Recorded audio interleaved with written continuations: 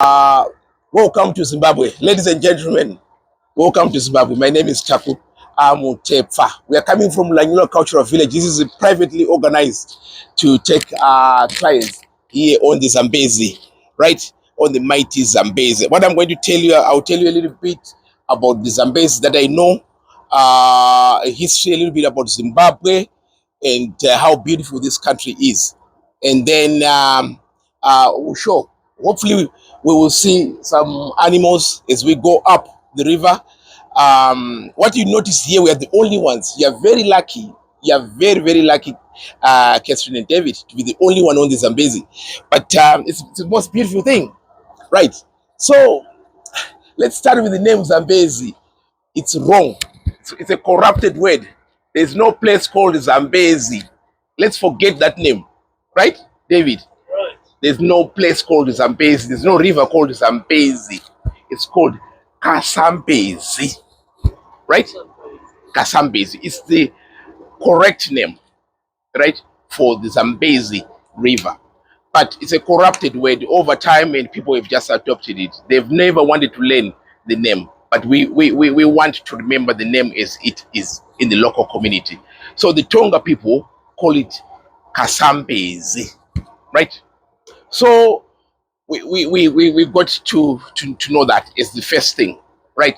So this river, right? It's actually the largest river that flows to the east of Africa, right? East of Africa. Yes, we've got the Nile, we've got the other rivers up. What's the Congo River? But the east side of Africa, we have the Zambezi River that flows to the east into Mozambique. So it starts on the basins up on the higher side between in northern part of Zambia, right into Angola. So the river is rising at the moment. It's actually rising every day. The levels of the tide of the river is coming up. So you can see even the color of the water changes around this time. And what you notice is, well, the current is much faster at this time, right?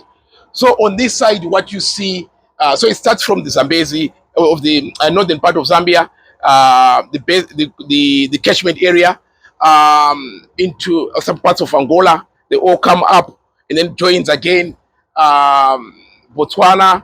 So it's all feed in and then joins into Zimbabwe. Zimbabwe, it goes right to Kariba, drops out to Mosia Tunya, and then Kariba into the Kariba Gorge, Batoka Gorge, and then Kariba, Kabora Bassa.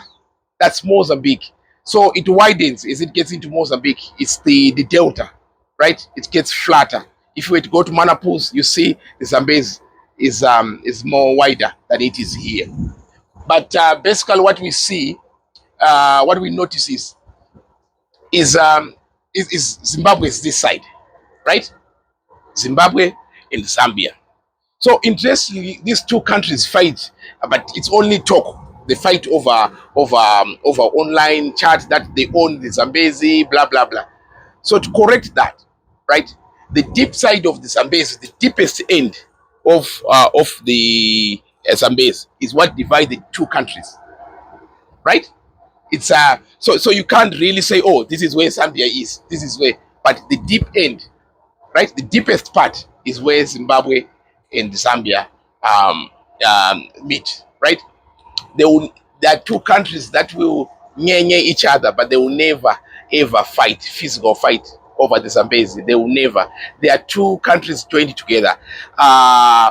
We've got the Tonga people across.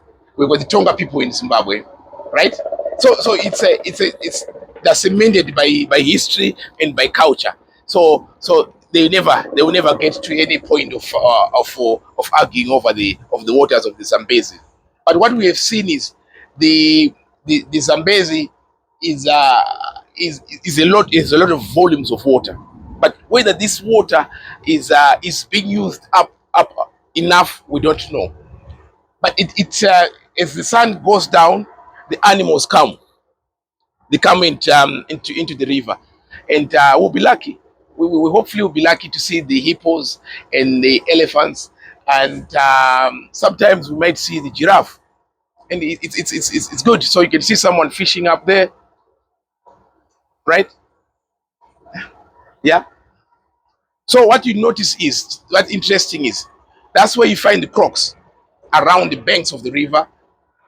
You, they don't like to be in the fast moving water. Yeah. They don't like to be here. But a hippo, you could see it here. You could see a hippo here. They can swim underwater as big as they are. So that's the big animals, but we don't talk the birds. Bird life here is one of the most amazing. So when you see, maybe when we are almost getting to you see the birds, they have a clock. They know that it's sunset. So they start flying. So you see storks flying. So there's the rush hour also to